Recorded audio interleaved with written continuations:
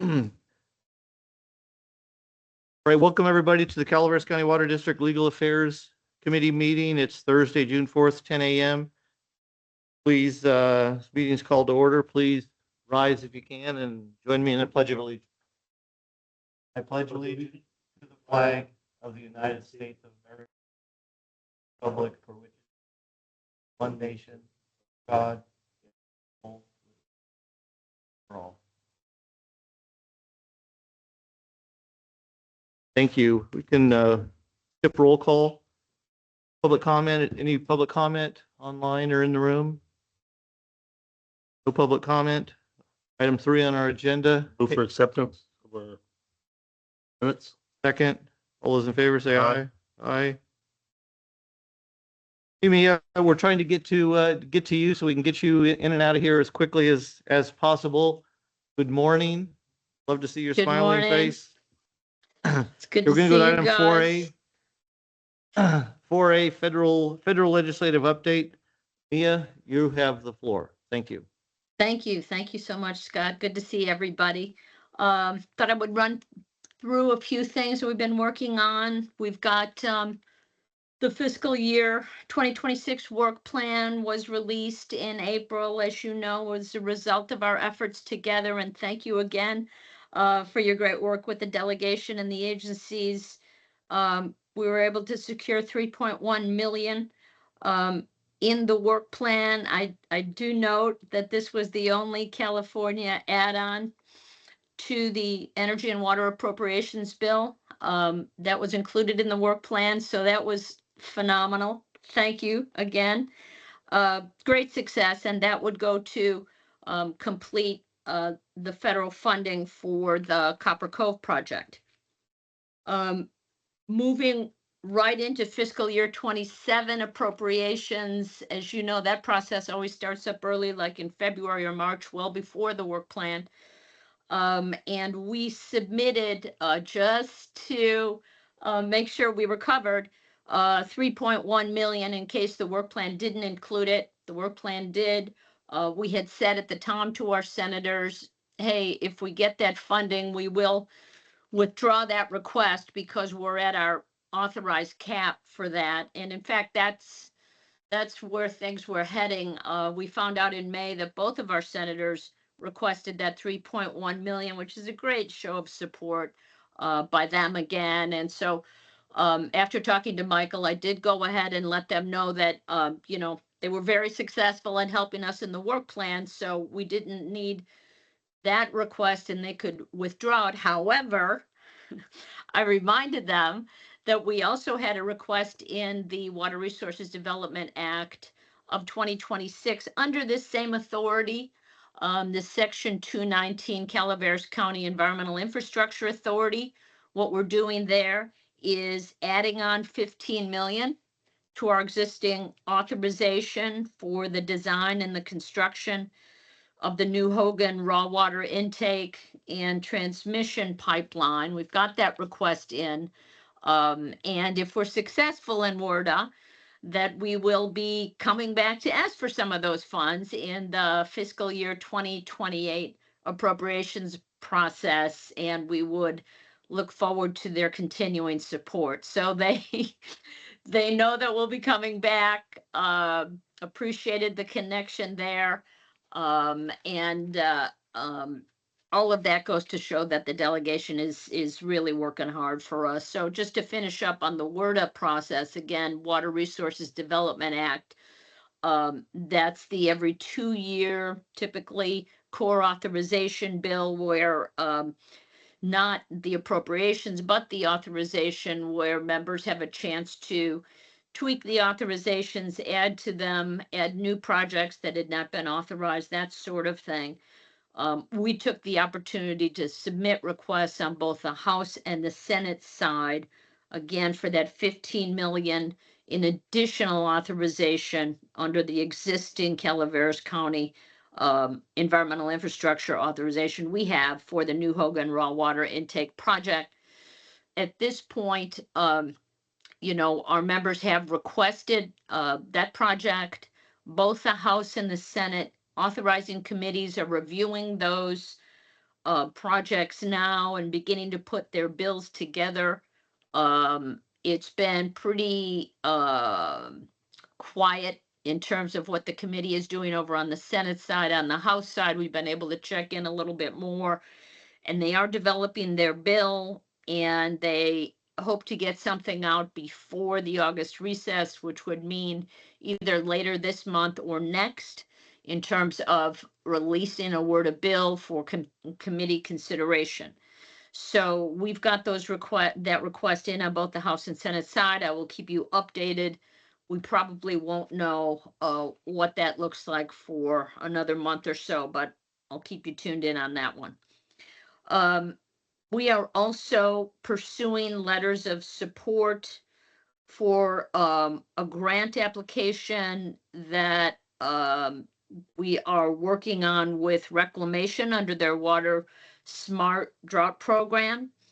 And that is for the Timber Trails tank and pump project to replace, I think it's the last remaining Redwood potable water storage tank. Grant application is being put together now by our team. I've reached out to both our House and Senate offices to ask for letters of support. We've sent them draft letters. They are under consideration now. So we hope to get those letters out here in the near term. So those are in process too.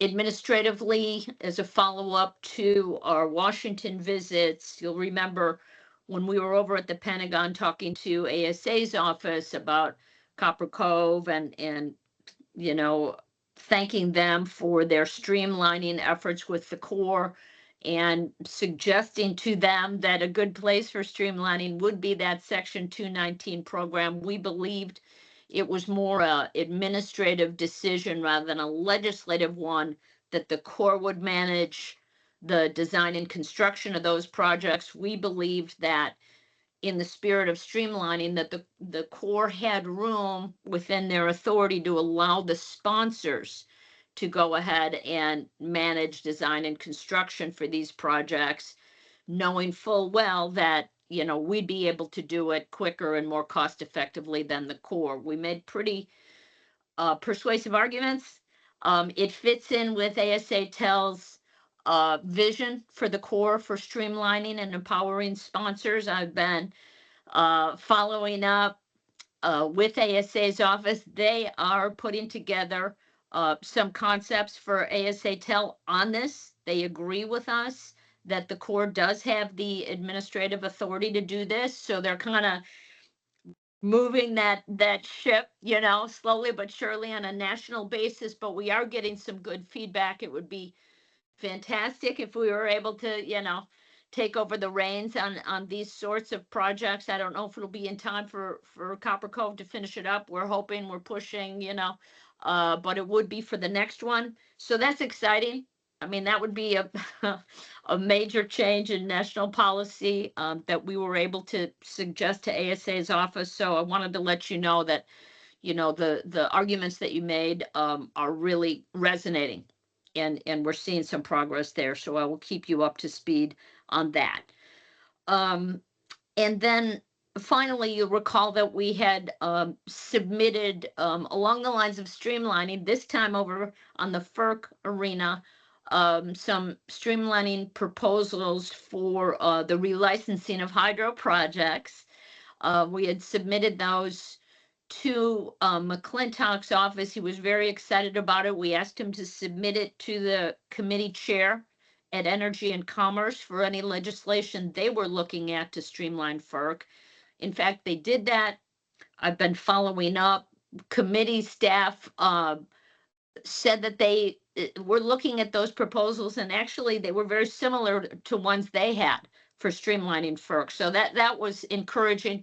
Whether or not, you know, they can come up with their own legislation, freestanding bill, or maybe they plug something into something going forward like the permitting reform, which is a little bit more of a hot topic these days.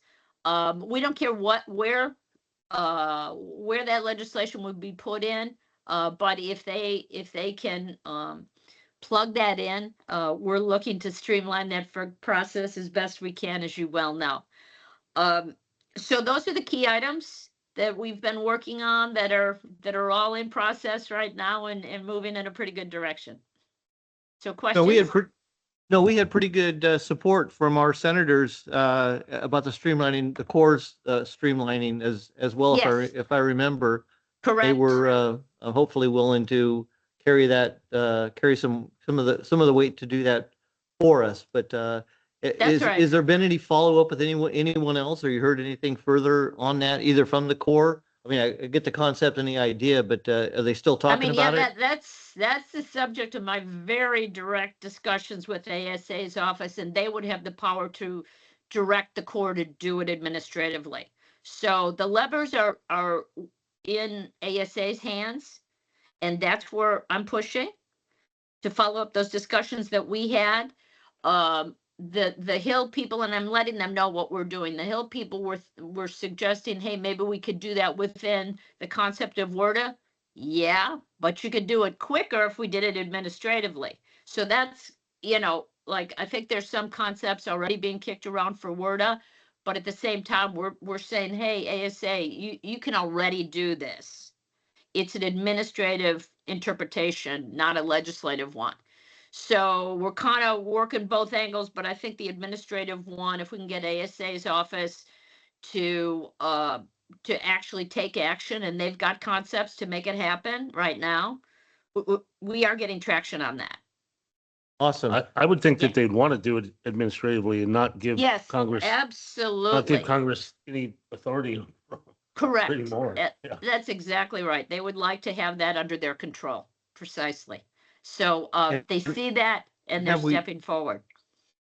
Have we heard anything? Has any of that information or idea trickled down to the Sacramento regional office? They don't. They're not gonna release anything until ASA cooks it up and finalizes it. That's how that goes. Gotcha. That's great news, though.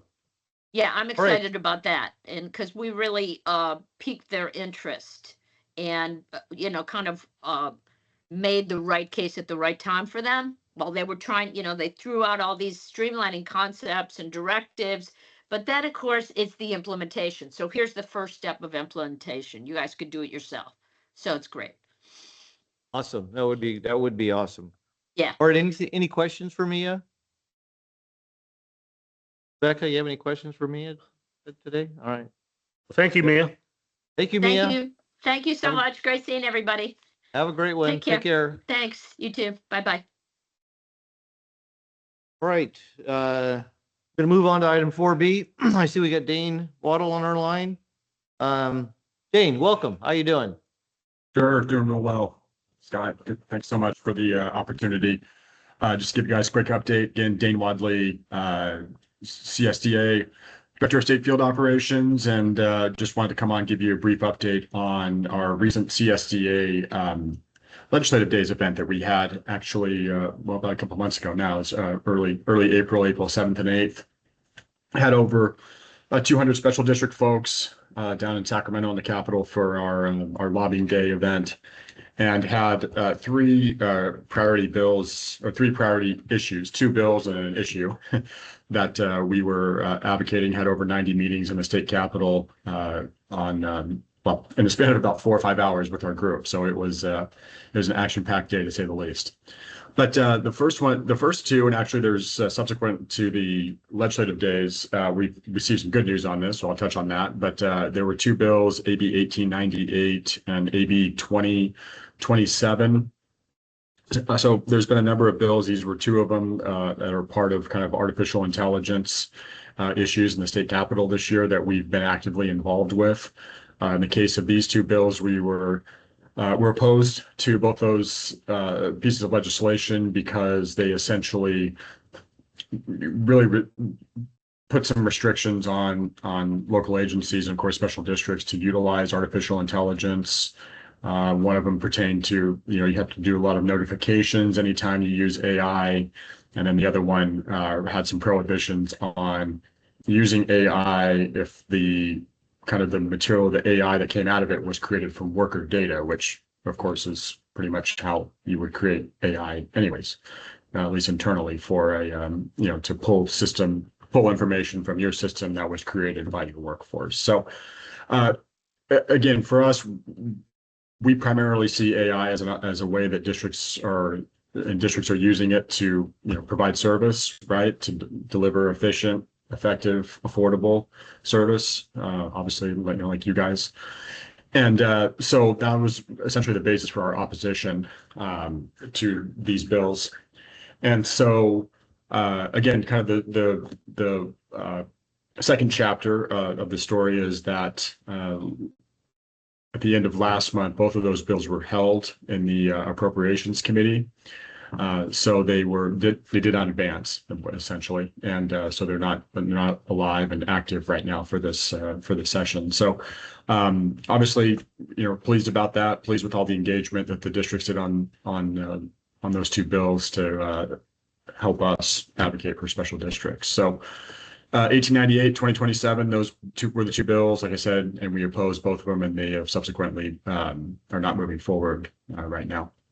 That being said, there are still a number of other bills in the same kind of arena and topic area that we're watching and are very involved with and will be throughout the remainder of the legislative process. So a number of bills have to, in terms of what that process is,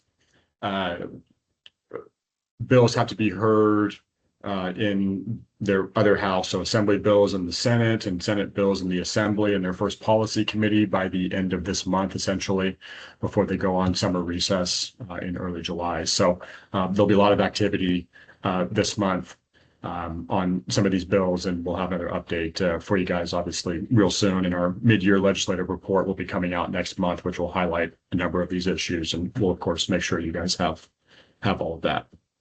So that's the first issue, two bills. So if you have any questions on that, I'm happy to answer them at this time, or I can just go ahead and move on. Both of those bills, Dane, were related to AI? Correct. Gotcha. Well, that's a strong, showing at the Capitol. 200 people, 90 meetings, and it worked. That is a great story. Oh. Absolutely. Yeah, we're obviously quite pleased about it. So, and so then the second issue, not a bill per se right now, but it could be part of the state budget process that we're working on. Not again directly related to you guys at the Water District and where you're located, but I would just like to highlight it briefly because it's something that could be it's part of a broader issue and a part of a broader advocacy priority that CSDA has in terms of protecting local revenue sources. And what the issue is I'm sure you guys you're familiar with the high-speed rail and what that is. There's obviously been plans and a business plan that the High-Speed Rail Authority has to submit to the legislature each year on what they're doing and how they're planning on moving forward and financing, et cetera. A recent proposal in their plan involved essentially kind of like a reestablishment of redevelopment agencies, if you recall what those are and how they worked, but on the state level. So essentially, the idea would be that, look, okay, we're going to have these train stations located mostly right now. They're in the Central Valley, so as I said, not directly related to you guys. But what would be done would be to obviously issue debt to make these developments, transit-oriented development as it's called, and then the debt would be secured through property tax increment and sales tax increment from local agencies. And obviously for us, our purposes, property tax increment is a significant revenue source for many special districts. And so the whole fundamental policy proposal of, again, basically taking property tax increment from special districts without their consent is not something that we support. And so we've been very engaged in this process. There's been a number of hearings in the Assembly and the Senate, basically the transportation committees on the proposal. We had some individuals testify at both of those hearings out in Sacramento over the past couple of months. And we understand that this could be part of the state budget process, which of course is going on right now and will really ramp up here over the next, well, essentially kind of 10 days. So, as I said, it's not, there isn't a train station proposed or high-speed rail for Calaveras County or San Andreas, so it's not something that directly affects you guys right now. But the whole, we wanted to bring it up because of that connection to, as I said, a major CSDA advocacy priority, which is protecting local revenue sources to enable districts to, provide service, and property tax is certainly a part of that. So we were advocating on that issue as well, just bringing it up, and it was an opportunity for us to educate, frankly, a lot of legislators and their staff on what the proposal was. Some of them weren't familiar with it, and so gave us an opportunity, as I said, to kind of get ahead of things and be very proactive on highlighting the issue and the challenges with it. So that was the other issue specifically related to legislative days. I'll just highlight a couple other things that this wasn't the focus of our meetings with the legislators, but as you know, I'll just highlight, we continue to be very active in the whole California Air Resources Board Advanced Clean Fleet regulations. There was another 15-day comment period that was opened earlier this week by ARB on some changes to the regulations. And we took a look at it. The language doesn't address what our concern is and what we're asking for, which again is the expansion of the emergency vehicle exemption to include vehicles that would be expected to respond in an emergency situation, i.e. utilities, right? Water district, especially with you guys. I know, going higher up the hill on some of your service territory. So continuing process there. And then the last thing I'll touch on real briefly is that we have been very active, again, related in the state budget process. There was a proposal that came out in the governor's May budget revision to essentially, it would basically encourage or pressure local governments to waive development impact fees for state affordable housing programs and projects. So the language would specifically prohibit cities and counties from imposing those on housing projects that receive state funding. Again, it was a little bit unclear at first. So like I said, it mentioned cities and counties, but a lot of cities and counties, or especially counties too, will collect the development-related fees for special districts because special districts don't have that authority. So we brought up the fact that, one, it doesn't call out special districts. What we had heard back from the administration, and we had a number of legislators who were asking questions like, hey, does this apply to special districts? We were told that the intent is not for it to apply to special districts. And so we've submitted some amendments to that budget proposal that would really clarify that and make it clear going forward. So as I said, that's also part of that state budget process, which is ongoing right now. And something that we're very involved with as well, because again, development related fees are another priority advocacy priority that we have. So I'll go and stop there. If you have any questions, happy to answer them, and certainly appreciate the opportunity to provide you an update again. Any questions for Dane? Nope. Anyone in the room? Continue on, Dane, or is that is that conclude? All good. I'm done. Okay. Hey, well, thank you very much. Thank you for your time this morning. Great information as always. We'll look forward to seeing you soon. Certainly appreciate it. Thanks so much. Take care. Thank you. Bye. Okay, item 4C.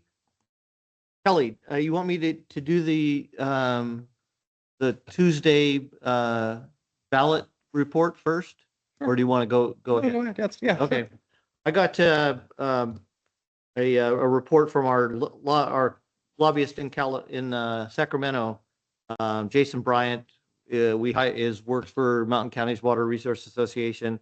He put out a report on Tuesday night of where things were headed in the election, and pretty thorough. And then he updated it again on yesterday morning. So I'm just going to kind of run through. He had a couple themes. He said, several races are going to remain unsettled. He says ballots postmarked on Tuesday are countable through June 9th, and the Secretary of State has until July 10th to certify. This is California. 4 themes defined this primary: mainstream experience. Experienced Democrats outperform progressive insurgents and self-funded outsiders across the board. Money alone, I think he's talking about Steyer, didn't work. But he talked about the governor's race at the time. 58% counted. Republican Steve Hilton was in the lead, or is in the lead. It was 27.8. Democrat Xavier Becerra holds second with 25%, and Tom Steyer, the guy who spent that $250 million, sits in third. He probably won't be on. Democrat Party feared shutout scenario. Both top slots going to Republican Hilton did not. Republicans Hilton and Chad Bianco did not materialize. He says if Hilton and Becerra advance, November will be a stark ideological contrast at the top of the California ballot. A Trump-aligned former Fox News host against a Democratic former Attorney General and President Biden cabinet member. That contrast will define the entire fall campaign environment in Sacramento. It says worth noting, if Becerra wins in November, he would be the first Latino governor since 1875, a state where Latinos make up 41% of the population. The other thing he says is about that 250 that Silicon Valley's Steyer did not help him, or the 35 million that they poured into the San Jose mayor Matt Mahan, who conceded earlier on Tuesday. Talks about the insurance commissioner, lieutenant governor. There's a whole lot of interest in that. The treasurer, superintendent of public instruction. To the House of Representatives, incumbent and now NPP candidate Kevin Kiley leads at 26.8, and there's another Republican in second behind him. This is District 6 in the House of Representatives. District 7, Matsui, another Democrat leads. Vang, a second Democrat. So that runoff will most likely be with two Democrats. In 7, in District 11, Scott Wiener and Connie Chan, and all Democratic race going to November. And in 14, there's going to be a Democrat versus a Republican. Both of them are at about 16%.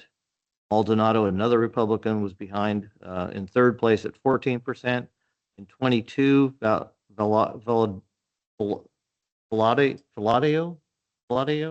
Valladio, he's a Republican, outdistanced Randy Valergas, a Democrat, and a big surprise. And in Division 26, Irwin was called for first. It's a Democrat over Republican. Both of those will be a Democrat versus a Republican in November. And Ken Calvert in District 40 would be another Republican versus a Republican. In the state Senate, Democrat Jaron Brandon leads at 39%. Republican challenger is at 32%. So those will be the top two in November. And that's in Senate 4 and Senate 14. There's a Democrat and a Republican will go to November. Senate District 24. There's another Republican and a Democrat. Marshall leads Goldsmith. Marshall being the Republican. And in 40, Mara Lariat, a Democrat, will be facing off with Bruce Lane, a Republican, in State Senate District 40. In the state assembly, there'll be I won't name all their names. In District 7 is going to be a Republican versus Democrat. In Assembly District 9, there'll be another Republican, Flora versus Adams in November. 27, Mike Murphy, Republican, is in first over Brian Pacheco, a Democrat. So there'll be a Republican versus a Democrat there too. In 31 as well, Coles Grove versus Perea. 34, Hughes a Republican versus Hoot in a close race in 34. Another Republican versus a Democrat. In 35 is the same thing. 42 is going to be a Democrat is in first and a Republican in second, so the same thing. 47, the same thing. 66, the same thing. Seo versus Maldonado. 67, Morales leads Pudillo, again, a Republican versus a Democrat. And the same thing in 68 and in 72. Talks about the Los Angeles. The last thing he talked about was the Los Angeles mayor. For incumbent mayor and former Speaker of the Assembly, Karen Bass, leads at 34.78. Celebrity populist candidate Spencer Pratt is closer than expected at 30.44. So those two will head to a runoff in November. That's the summary of from Jason Bryant of the election on Tuesday. With that, I'm not taking questions. We're going to go to Kelly and the state ledge and regulatory updates. Thank you for putting this together. Looks awesome. Yeah, thank you very much. As you can see, it's quite the packet. So I'll be giving you guys a test on the packet later. Just a few things in the packet too. There's some new bills really associated with the mussels that are, a lot of those just passed just last week on the assembly, like AB 1772, which really highlights the impacts to water infrastructure, hydropower, and recreation. AB 2032 and then AB 1894. I'm not as familiar with that, and we're kind of keeping an eye on that. Again, these all really, the details are really evolving as of just May. It's not in your packet, but we did add it. Soren Nelson was going to be here today to give an update. He was not able to at the last minute, so he provided a report. So some of those bills we talked about in the last legislative committee, the Legal Affairs Committee. For instance, SB 1153, Kylie Wright last time gave a pretty good update on that. And in the packet, there's that same fact sheet. Same with AB 2180, with which Luffy Karoof gave an update last time.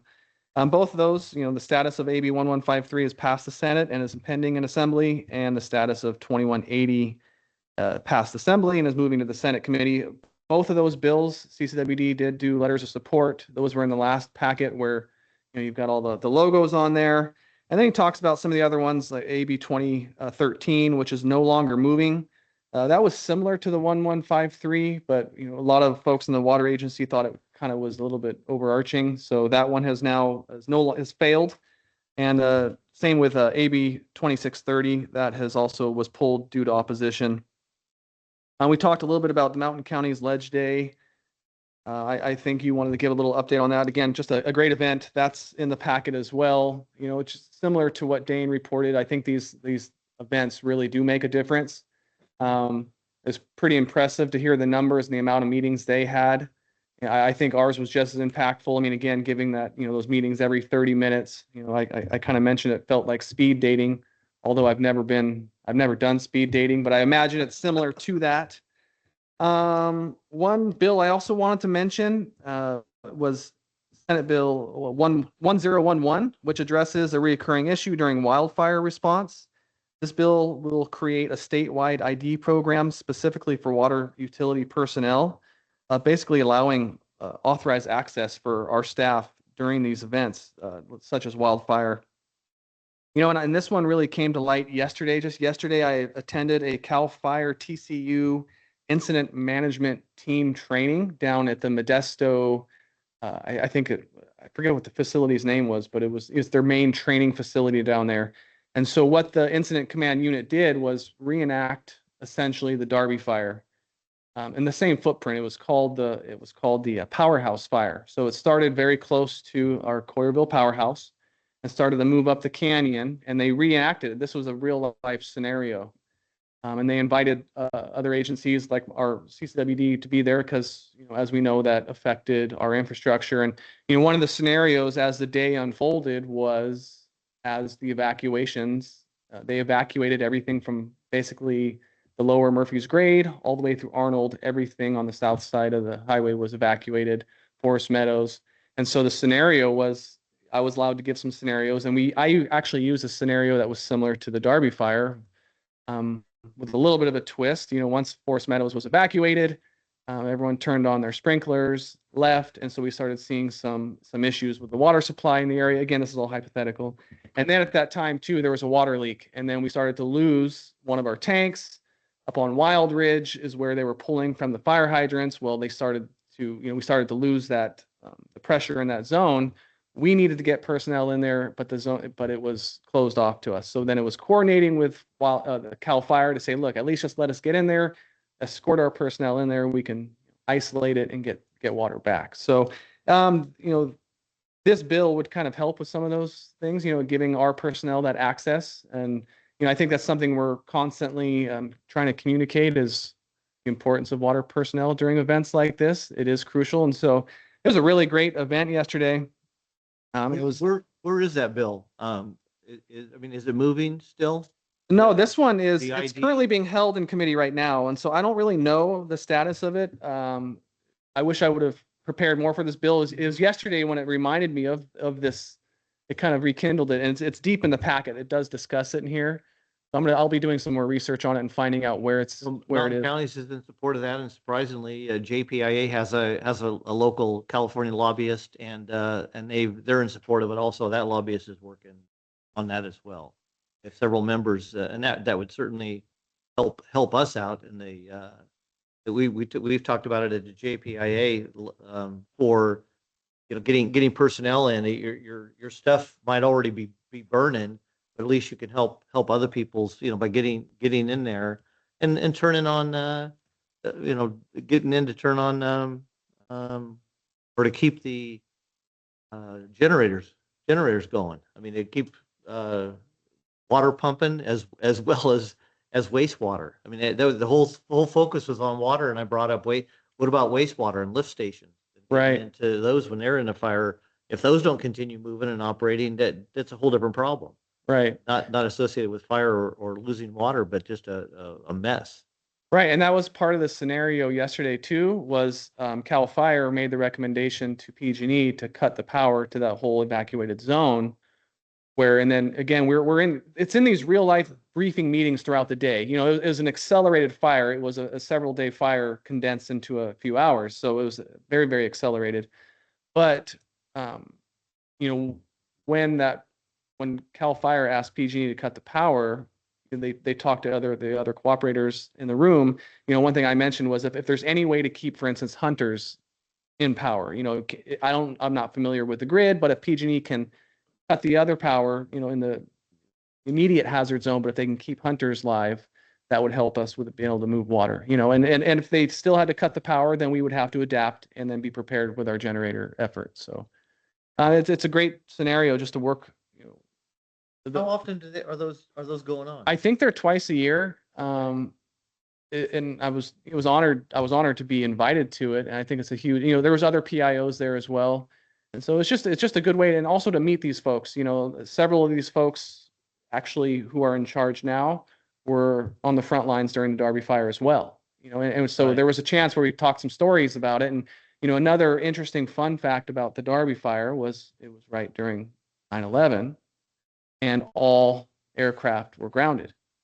And for them to fight that fire from the air, they had to apply for a special permit and a variance, and it wasn't easy to get. And they were warned that if any aircraft at that time are flying without appropriate variance, they'd be shot down. And so it took a while, but at one point, the aircraft that were flying for that fire were the only aircraft in the country flying. So that's another industry where people stay in it, in the fire industry. They get into it and then they don't leave. It's like water, wastewater. people as well. How many people were at this thing yesterday? Well, it was mostly fire. Actually, when I walked in, I was one of the first cooperators to walk in. I was the only one without a CAL FIRE dark blue. I was in my white and black flannel. I was the only one in the room with the shirt like that, and so I stuck out like a sore thumb. But there was probably, God, close to 100.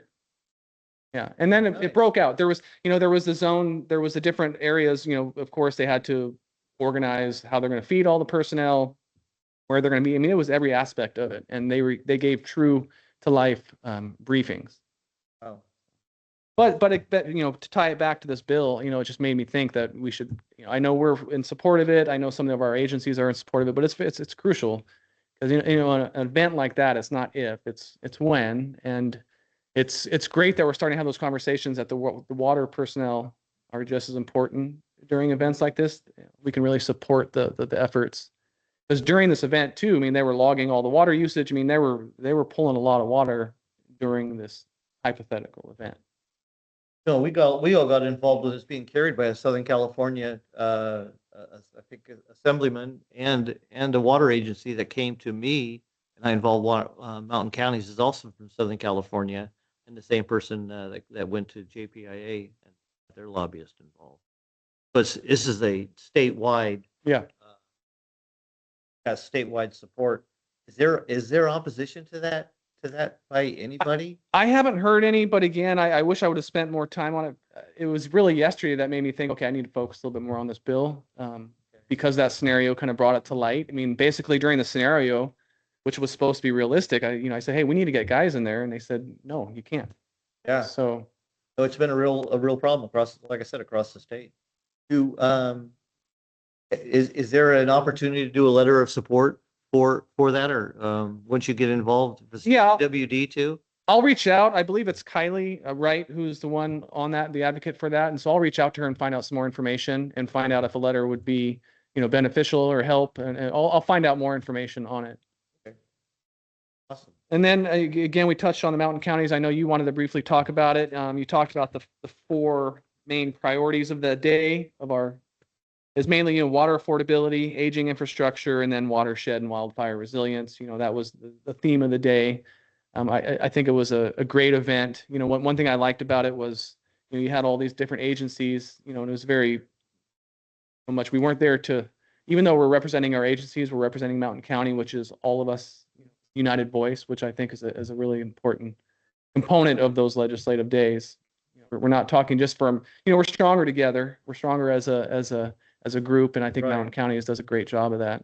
No, and Justin, our executive director with Mountain County did point that out to everybody in the room. There's about 25 of us or so, 23, I think, sitting around a table, and Dane, but most ledge days that we go to, you're 200 people, like Aqua has a ledge day as well, CSD, I've been to both of theirs. You break up into groups of 7 or 8 people, and then they went and saw, had 90 meetings with 200 different people broken up into groups like that, and they were talking about 3 things. Going into that many offices of senators and assembly persons, and talking to their staff or them directly about 3 issues. And we had 4, and we did ours a little bit different. We invite everybody to a room. We have basically a meeting room with a big table. And they sit at one end, and we're all around the table, and we're talking about 4 things, and we tell them what our 4 things are. We introduce ourselves, and every half hour a new person comes in. So we had 25 people entertaining, I think 12 different offices or so, about 12. And then we did go over and talk to a couple of us went over and talked to the governor's office as well, just to get it was the only person we had to go to them. Everyone else came to us, but I think this is the way we've done it 3 years in a row now. I think it's very, very effective. Well, it's a good format, and many of the folks that came over and spoke with us said we like this. It gets us out of our office. It's something new, and that's one thing that came to mind for me throughout the day is how do we make sure we stand out? They go through dozens of those similar meetings throughout the day, right? They same groups, similar to ours, kind of explaining our issues and some of our needs.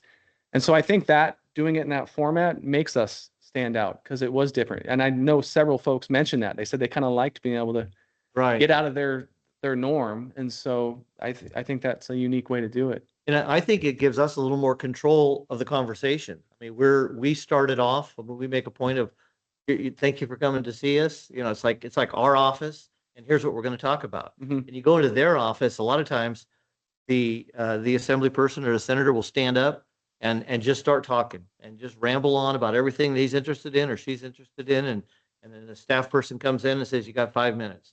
And Yeah. it's- and you're pretty much, you didn't even get a chance. You hand out your materials and then they show you to the door. It's what they do all day long. But taking a half hour, they leave their office. It's usually not, they come over with, if it is the senator, the assembly person, they come over with someone from their staff or a couple staff members or it's just one person coming over. And a lot of times it's an echo chamber. They already agree with us. They already, they're, when they start talking about our issues, it's like, yeah, they get it. Yeah. And then we ask them, who do we need to talk to? Who do we need to talk to that you know of? And also the other thing, we're doing Mountain Counties is doing a day where we're trying to get these guys up in a plane to go see. So we're renting a plane for the day and we're trying to get groups. And so one of the assembly persons, told us, well, you're not going to get, this person and this person in the same plane. Yes. So you need to do, so, now we get these little cliques that if you invite this person, then these three will go. Those sorts of things. So it's really having a conversation which makes, and all we're trying to do is get information off to them. And if we can talk to them and explain to them, a lot of times, they'll figure it out and they'll be, talking to their cohorts. I mean, the other assembly people that they socialize with and get them on board. But I think we will continue to do it that way. I think it's more personable. And then And we were well represented. I mean, all of Mountain Counties was there, but CCWD was, and Calaveras County is represented Absolutely. at those things. And Michael was there as well, Kelly, Jessica, Amador County, Tuolumne County, represented as well. A couple people from TUD and Peter's is our vice president. Good meetings. yes, absolutely. And then for our next, I'll probably be reporting on this in external relations as well, but probably also next legal affairs is I mentioned it in my report the other day about the vision, the working groups for that, where I'm now on the protect affordability, and we've had our first meeting on Tuesday, and so we're gonna be having meetings every 2 weeks with that. So I'll keep you posted on that. I think it kind of fits in both those committees to talk about. So more to come on that. Again, we just had our first meeting, but we will be meeting every 2 weeks for that working group. Thorne was going to drive up here. No, he was going to log in, Oh, gotcha. but he couldn't make it. So, but just yesterday afternoon, he remembered that I had asked, and he reached out and said, "Hey, can I still provide a report? I'd like to." So, he provided that for us. Okay. Anything else? That's it for Any me. Unless you have any questions. Any questions for Kelly? Okay. I did, you pretty much said everything you said. Which one's your favorite bill in here out of all this? Remember, I don't know how many pages it is, but The favorite one? no, I'm just kidding. I don't didn't get a chance to go through all of them. And Yeah, there's quite a bit. It's busy Great. right now. I'm interested in hearing about those, the ones that about AI. And there's bills opposing the use of AI. And I every think- time I hear about that, I mean, I just think, I'm taking a class, JPIA, it's called Streetcar. If anyone's interested in it, it's an educational process about AI, how to use it. And every employee at the JPIA, there's 50, 60 employees, everyone that's taken this, it takes like 12 months to go through. You get a credential at the end. You go through these modules. Yesterday I listened to, I think 4 or 5, no, maybe 6 different modules. They're from 5 minutes to 10 minutes long. And it's an avatar talking to you about the subject matter. And then you have a little quiz at the end about what, and it's just kind of going through how it's being used in the workplace. And it doesn't matter what workplace or your association. And it is amazing. I mean, it just what what people are using AI for. And efficiency seems to be the big word. If you have data and you need to crawl through it, it's using that. It will do something. It'll do something if you know how to use it. If you know which tool to grab, and which and how to feed it, and what questions to ask. And that's what everyone's learning. AI. It's not about taking jobs, but your job will be taken if there's somebody else comes along that can do your job and they know how to use AI. They're going to be so much more efficient in doing some silly little thing. This thing that takes 2 days will now take 20 minutes. When you get to that. That's what's happening politically. People are closing the data centers, power usage and water usage. That's why they're trying to, and they're taking from that's what's kind of just been, I mean, on a federal level, they've been starting to talk about banning. That and labor unions are fighting it in some degree, and it is going to take away a job. Someone's job somewhere along the line is going to be done by, which is true. There's things that are already walk into a fast food store. There's no reason to have a clerk to order. Every fast food place has a little console you walk up to and order your food. They're pretty easy, getting easier and easier to use. Well, someone used it to put a Ron Swanson mustache on me, and I'm very much opposed to that. So now that picture is out there in the world, and I've never had a mustache that rich and full. So I'm opposed to that. All right. Thank you. All right, thank you. All right, general manager's comment, he's not here. Director's comments. Any further comments? Comment on news from federal side at least. Yeah, no, Mia's reported good for us. Okay, our next meeting is Tuesday, August 4th at back at 1 p.m. We're adjourned. Thank you.